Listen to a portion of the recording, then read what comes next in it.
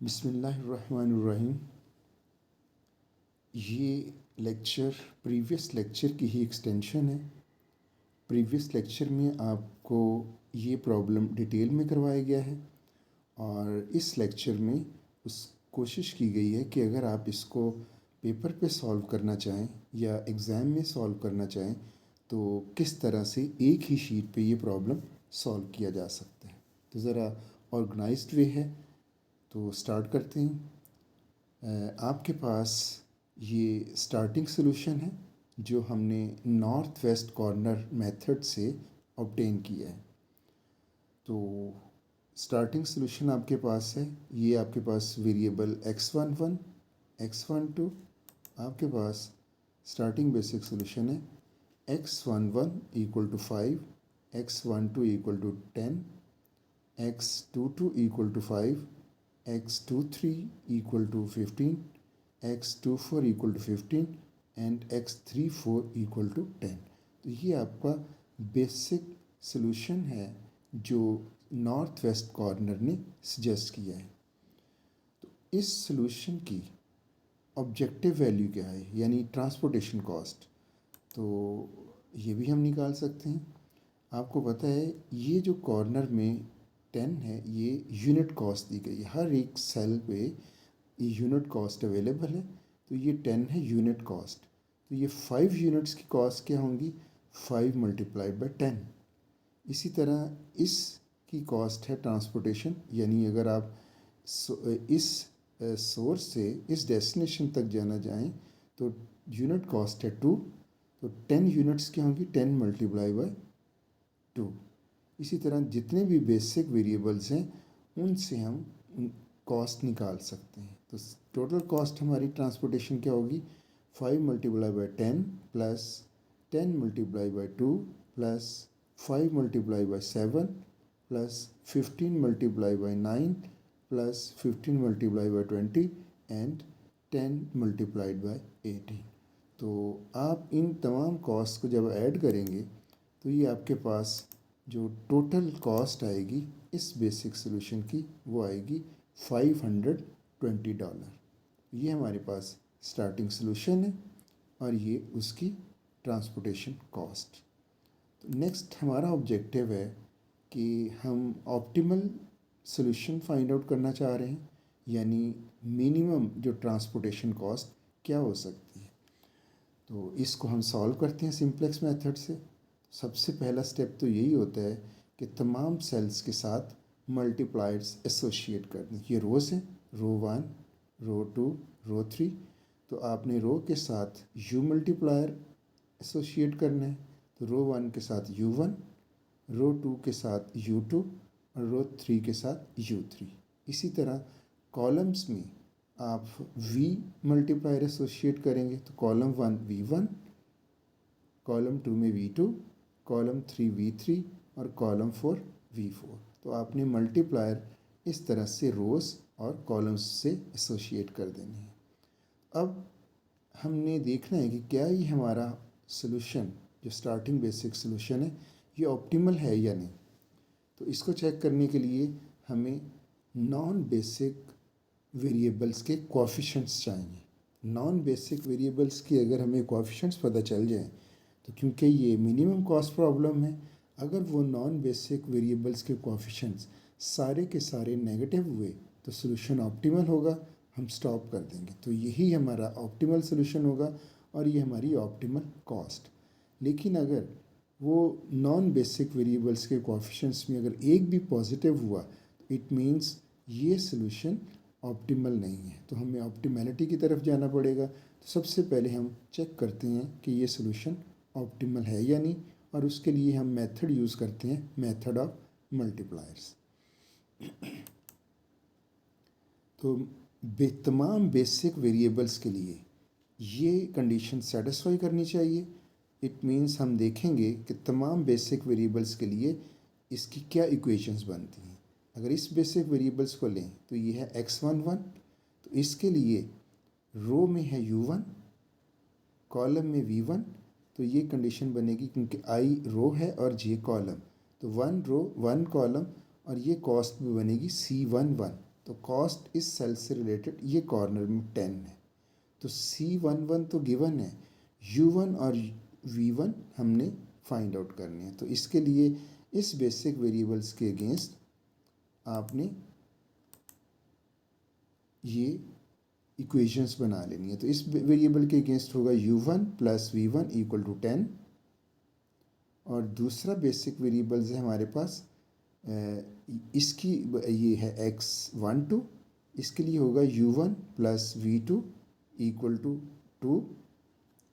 इसी तरह third basic variable आपके पास ये है, ये इक्वेशन बनेगी इसकी U2 plus V2 equal to ये 7।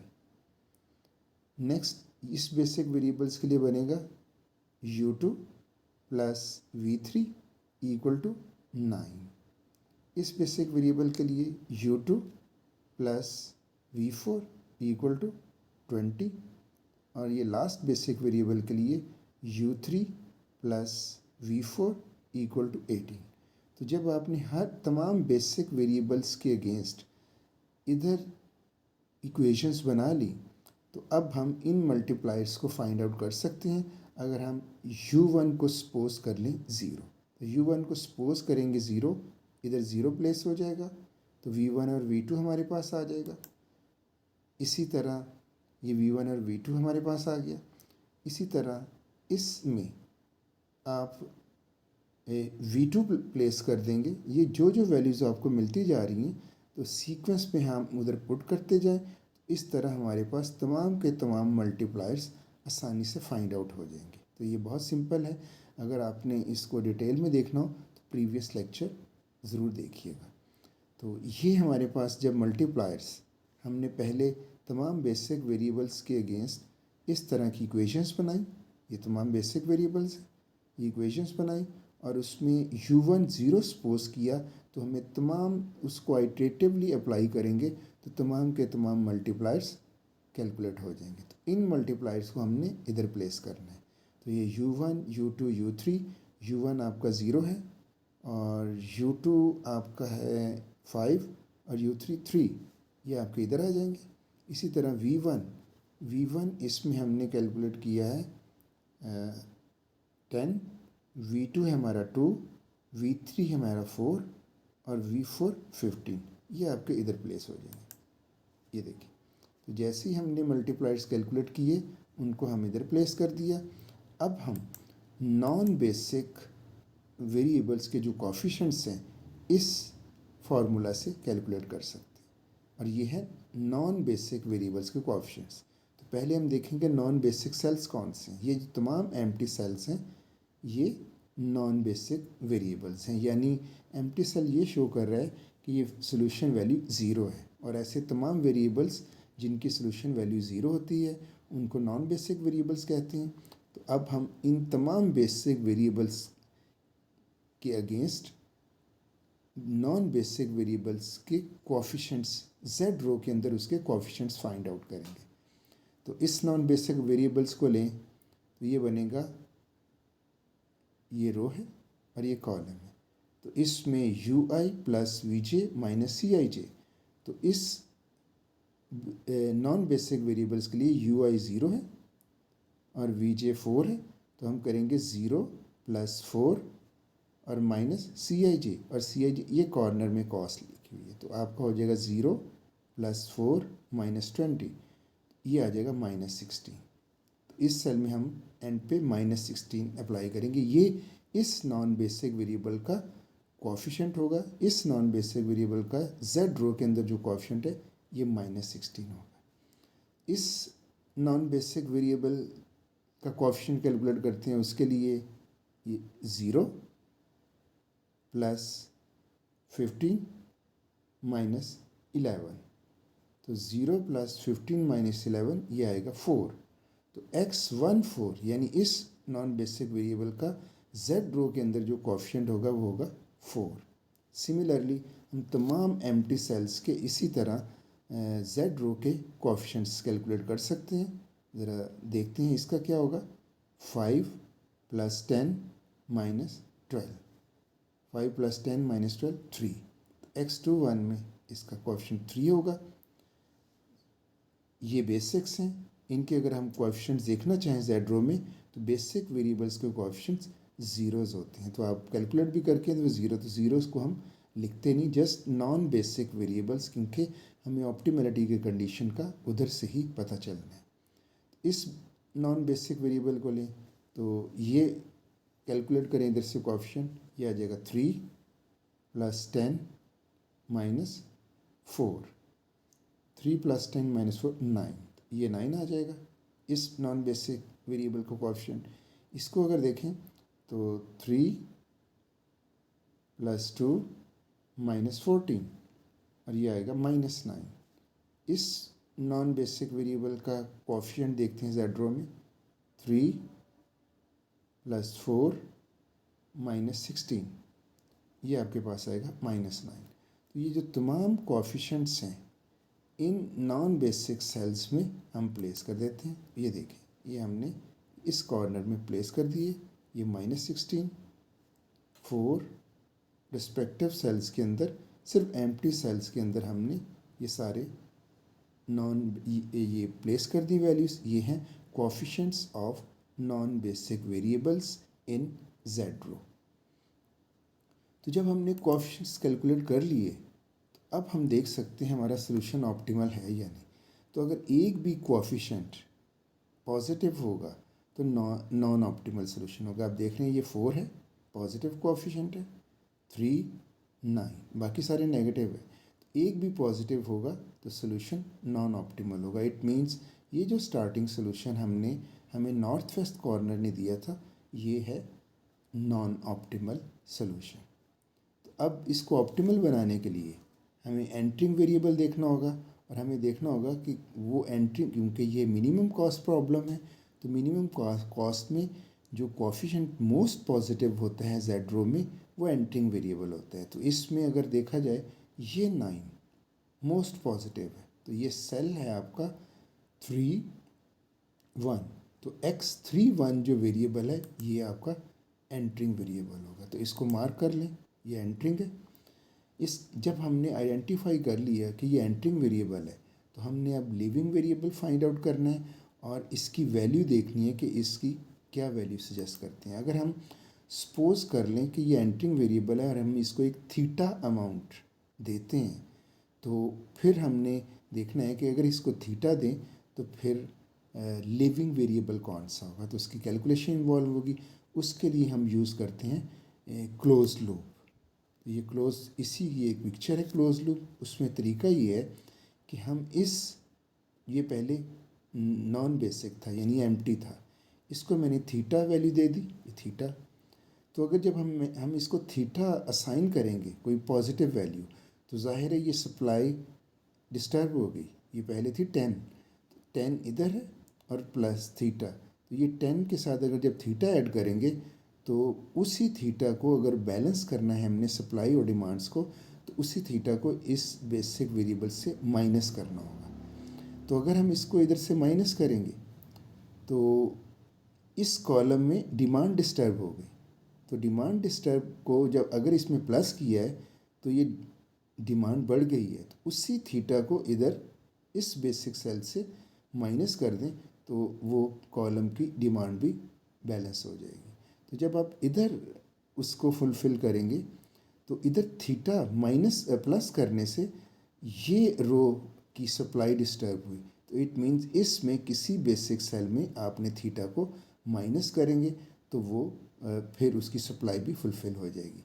तो कोशिश करनी है कि ये जो सप्लाई थीटा प्लस माइनस हमने करना है जो आपकी सप्लाई और डिमांड को बैलेंस कर रहा है, तो ये क्लोज लूप बनना चाहिए। अगर क्लोज लूप बनेगा तो वापस अपने थीटा की तरफ एंट्रिंग वेरिएबल तक आएगा, तब तमाम सप्लाई और डिमांड का बैलेंस हो जाएगा। अदरवाइज़ ये पॉसिबल नहीं है। तो हमने इसको थीटा इम्पोज करना है क्योंकि ये एंट्रिंग वेरिएबल है, तो वो थीटा जो इंक्रीज़ हुआ इधर माइनस कर दिया, इधर माइनस जो कमी हुई इधर प्लस कर दी, इधर जो इजाफा हुआ उसको इधर माइनस कर दिया, और इधर जो कमी हो गई कॉलम में तो आपने इधर प्लस कर दिया। तो इस रो में जो प्लस हुआ तो इसमें माइनस कर दिया, और ये माइनस इधर होने में इधर जो प्रॉब्लम है यही थीटा उसको बैलेंस कर देगा। तो ये देखें थीटा का जो थीटा की जो शिपमेंट है वो उसके साथ अगर हम क्लोज लूप बनाएं तो क्लोज लूप में वो प्लस माइनस करके हम ये क्लोज लूप में वो असल में सप्लाई और डिमांड को जो डिस्टर्ब हो रही हैं उनको बैलेंस कर रहे होते हैं। तो ये क्लोज लूप हमने बना लिया। अब हमने देखना है कि थीटा की वैल्यू क्या है, क्योंकि ये एंटरिंग वेरिएबल है।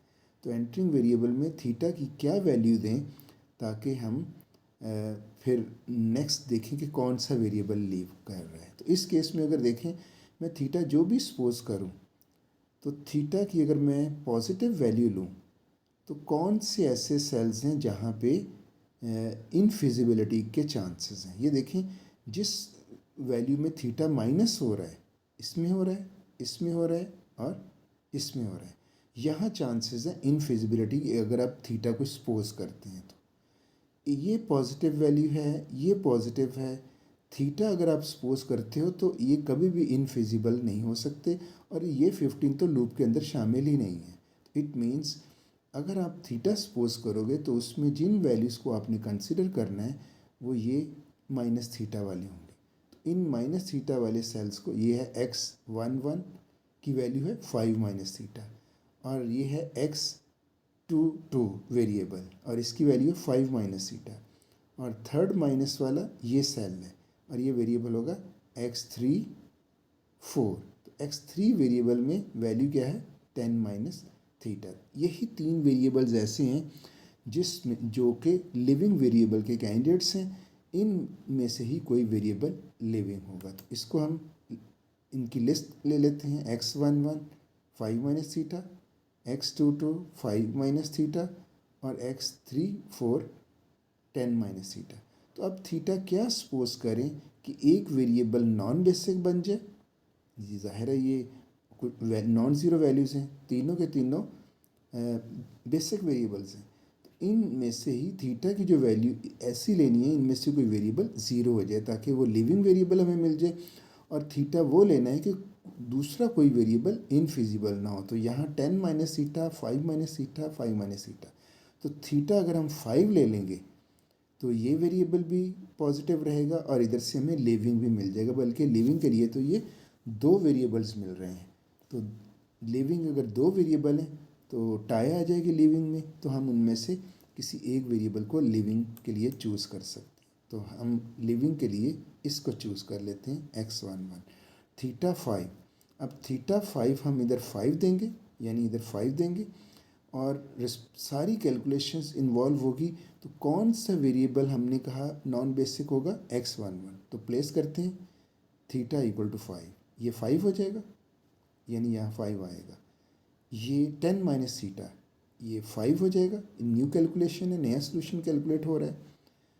5 प्लस थीटा यानी 5 प्लस 5 10, 15 ही रहेगा।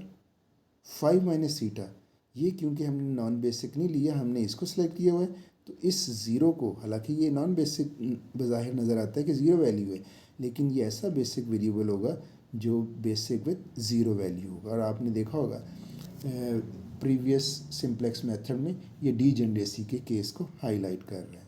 तो ये ज़ीरो हो जाएगा, 10 प्लस थीटा 15 और ये हो जाएगा 5 माइनस थीटा 0। इसको हम एम्प्टी कर देंगे। तो अब आप इधर 5 लिखेंगे, ये मॉडिफाई होके 5 माइनस होकर 5 रह जाएगा। इसमें ये 5 प्लस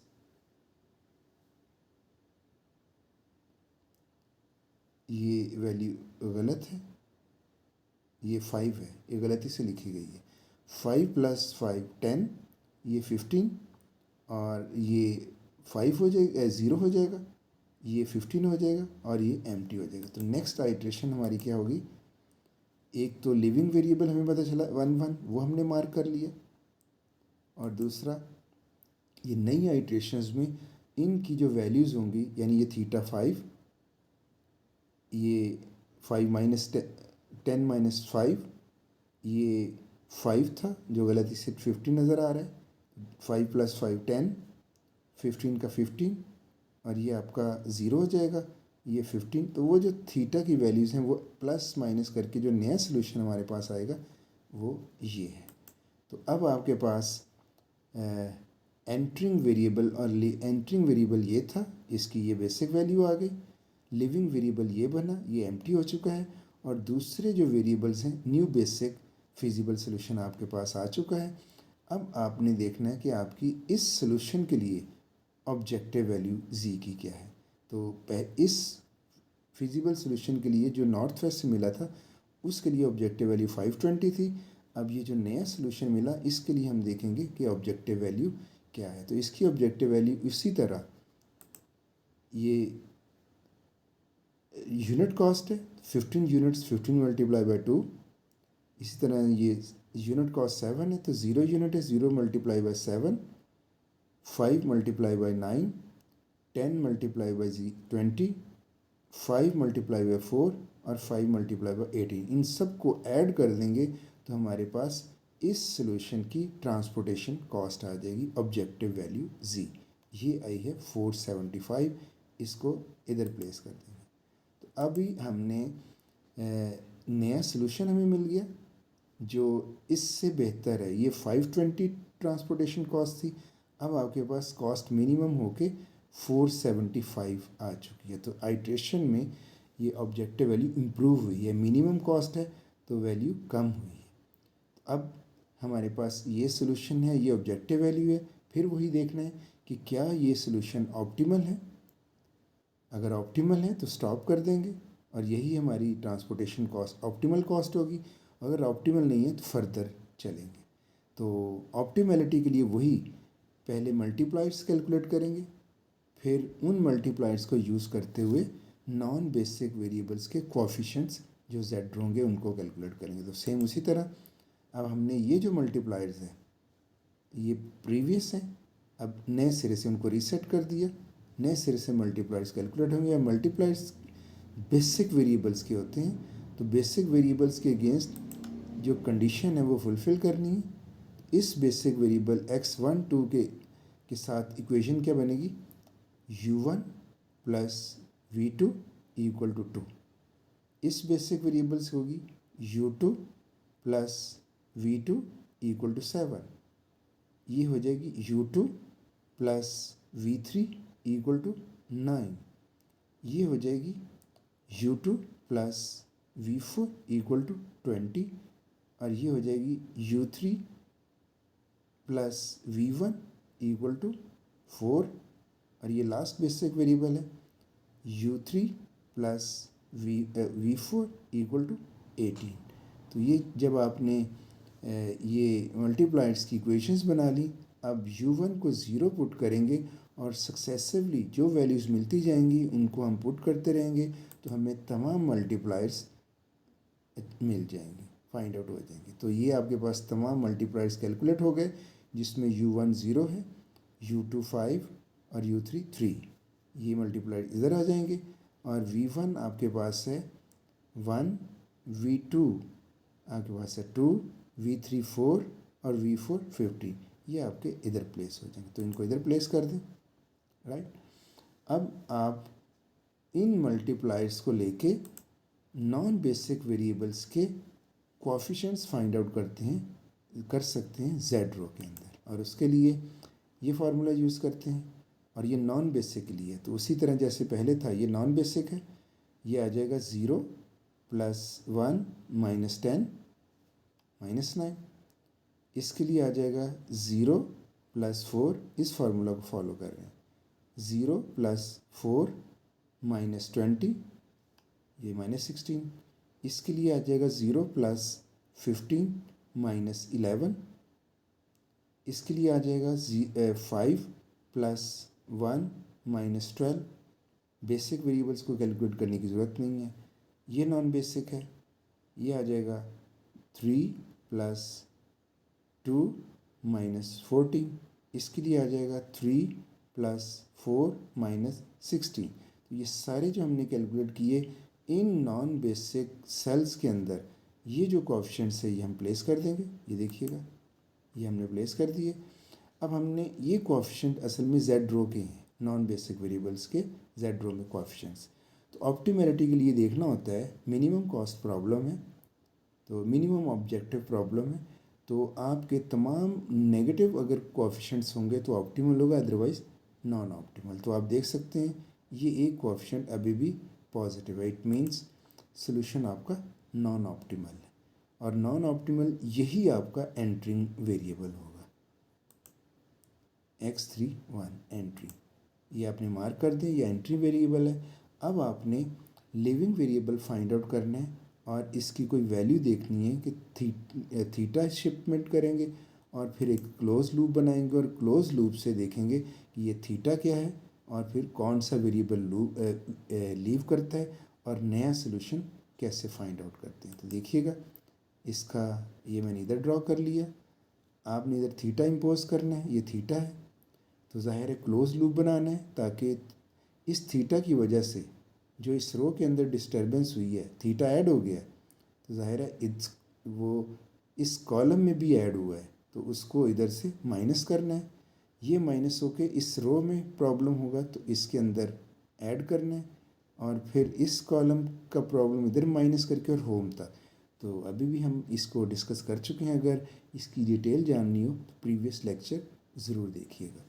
तो ये क्लोज लूप से हमें पता चल गया कि ये थीटा इम्पोज जो होगा वो कैसे सबको बैलेंस करेगा ताकि आपकी सप्लाई और डिमांड डिस्टर्ब ना हो, और इससे में लिविंग वेरिएबल भी मिल जाएगा।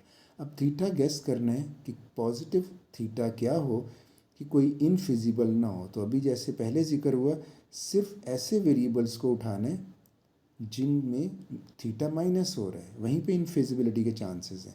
तो एक ये है 15 माइनस थीटा, एक आपका ये माइनस है, तो ये वेरिएबल है x12, उसकी वैल्यू है 15 माइनस थीटा, और ये वेरिएबल है x24 equal to 10 minus theta. तो इन दोनों वेरिएबल को इधर उठा लेते हैं। अब आप थीटा क्या सपोज करें कि आपको लिविंग वेरिएबल यानी ज़ीरो वैल्यू के साथ वेरिएबल मिल जाए और आपका जो दूसरा माइनस है वो इनफिजिबल ना हो। तो आप देख सकते हैं 15 माइनस थीटा और 10 माइनस थीटा, तो थीटा अगर 10 है तो ये लिविंग वेरिएबल हो जाएगा और ये वेरिएबल भी फिजिबल रहेगा। तो आप यहाँ से हमें पता चला कि लिविंग वेरिएबल हमारा होगा x24, जिसमें ये वाला, ये आपका लिविंग वेरिएबल बन जाएगा। अब इसने लीव करना है, इसने एंटर होना है। एंटर क्या करना है 10, और इधर माइनस क्या करना है 10, तो ये नॉन बेसिक हो जाएगा ज़ीरो के साथ। तो इसी तरह इस लूप को देखें, थीटा यानी 10, ये 15 माइनस 10 5 रह जाएगा, ये 10 माइनस 10 ये नॉन बेसिक बन जाएगा एम्प्टी सेल, ये 15 रहेगा, और 0 प्लस 10 ये 10 हो जाएगा, और ये एज इट इज़ रहेंगे। तो इनको इसी तरह आपके पास ये सोल्यूशन आएगा। देखें 15 माइनस 10 ये 5, ये थीटा वैसे 5 न्यू बेसिक वेरिएबल जो एंटर हुआ था, ये 0 प्लस 10 10 आ गया, 15 वही रहा, और ये 10 माइनस 10 ज़ीरो, और ये लीव कर गया। तो आपके पास ये न्यू बेसिक फिजिबल सोल्यूशन मिल गया। तो न्यू बेसिक फिजिबल सोल्यूशन जो आपके पास है, तो अभी आपने इसकी जी भी कैलकुलेट करनी है कि ऑब्जेक्टिव वैल्यू क्या है। तो ऑब्जेक्टिव वैल्यू इस बेसिक सोल्यूशन के लिए क्या होगी, तो ये यूनिट कॉस्ट है, 5 से मल्टीप्लाई कर देंगे, 5 into 2 10 into 11 10 multiply by 7 basic variables जो हैं, 15 into 9 5 into 4 5 into 18 5 into 90 sorry 5 into 18। तो ये सारी वैल्यूज़ को ऐड कर देना और सिंप्लीफाई करके आप देखेंगे आपके लिए इस सोल्यूशन की ऑब्जेक्टिव वैल्यू इधर प्लेस कर दें, ये होगी 435। अब आपके पास नया सोल्यूशन आ गया और नई ऑब्जेक्टिव वैल्यू भी आ गई। तो आप देखा 520 फर्स्ट आइट्रेशन में था, सेकेंड आइट्रेशन में इम्प्रूव करके 475 आया, और थर्ड आइट्रेशन में और मिनिमाइज हो गया 435। तो ये जो सोल्यूशन है ये ऑब्जेक्टिव वैल्यू 435 दे रहा है, ये इन दोनों सोल्यूशन से बेहतर है। अब देखना ये है कि क्या ये सोल्यूशन ऑप्टिमल है या नहीं। अगर ऑप्टिमल है तो स्टॉप कर देंगे, अदरवाइज़ एक और आइट्रेशंस को कैलकुलेट करेंगे। तो ऑप्टिमलिटी के लिए क्या होता है, वही मल्टीप्लायर्स, और मल्टीप्लायर्स बेसिक वेरिएबल्स के साथ आपने लेने होते हैं। बेसिक वेरिएबल ये है u1 plus v2 equal to 2, इसी तरह u1 plus v4 equal to 11, ये आप देख सकते हैं इधर से उसी तरह से कैलकुलेट हो रही है हर बेसिक वेरिएबल्स के अगेंस्ट।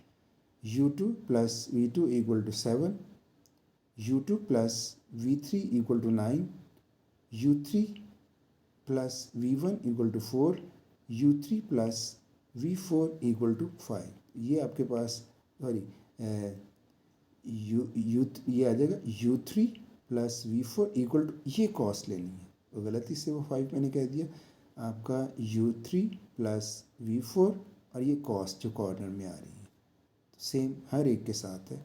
ये u1 प्लस v2 ये 2, ये 7, ये राइट साइड पे ये वाली हर बेसिक के अगेंस्ट, तो ये आ गई। अब u1 को 0 पुट करेंगे तो आप आइट्रेटिवली सीक्वेंस में सारे मल्टीप्लायर्स कैलकुलेट हो जाएंगे और वो हैं ये।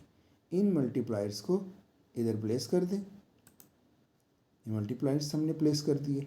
अब हमने नॉन बेसिक वेरिएबल्स के कोएफिशिएंट्स फाइंड आउट करने हैं यूजिंग दिस मल्टीप्लायर्स।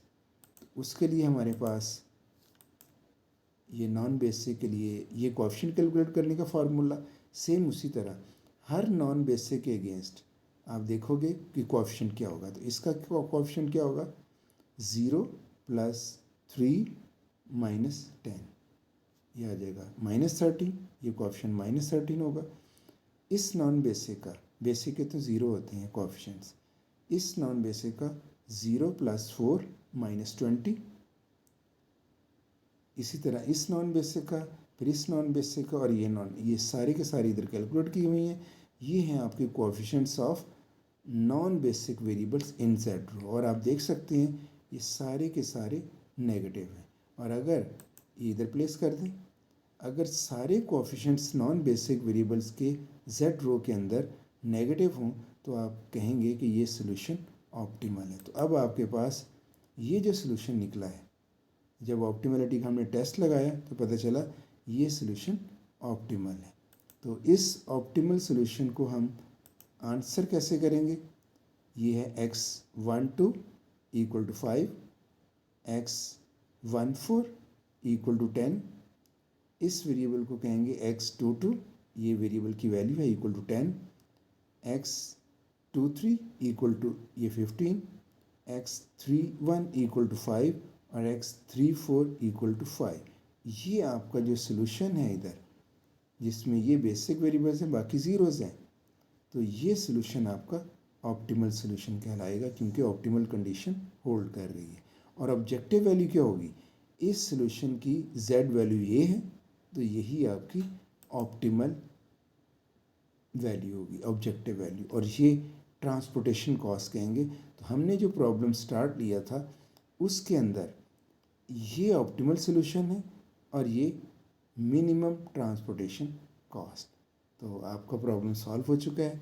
होपफुली आपने अंडरस्टैंड कर लिया होगा कि एक पेज के ऊपर ही ये प्रॉब्लम सॉल्व हो सकता है। आपका ये नॉर्थ वेस्ट कॉर्नर ने दिया था, हमने मल्टीप्लायर्स कैलकुलेट किए, फिर कोएफिशिएंट्स कैलकुलेट किए, वहाँ से हमें पता चला नॉन ऑप्टिमल, तो हमने एंटरिंग, लिविंग और कैलकुलेशंस के साथ नई आइट्रेशन, अगेन ये इसकी ऑप्टिमल वैल्यू भी कैलकुलेट की और फिर मल्टीप्लायर्स कैलकुलेट किए और फिर कोएफिशिएंट्स, और फिर पता चला ये नॉन ऑप्टिमल है। अगेन एंटरिंग, लिविंग और नई कैलकुलेशन, नया सोल्यूशन आया, नए सोल्यूशन के लिए नई ऑब्जेक्टिव वैल्यू 435, और फिर इसको हमने मल्टीप्लायर्स कैलकुलेट किए, कोएफिशिएंट्स कैलकुलेट किए और हमें पता चला कोएफिशिएंट्स कैलकुलेट करने के बाद कि ये ऑप्टिमल सोल्यूशन है। तो अब हमने कह दिया ये जो सोल्यूशन है बेसिक सोल्यूशन ये ऑप्टिमल है और ये ऑप्टिमल ऑब्जेक्टिव वैल्यू।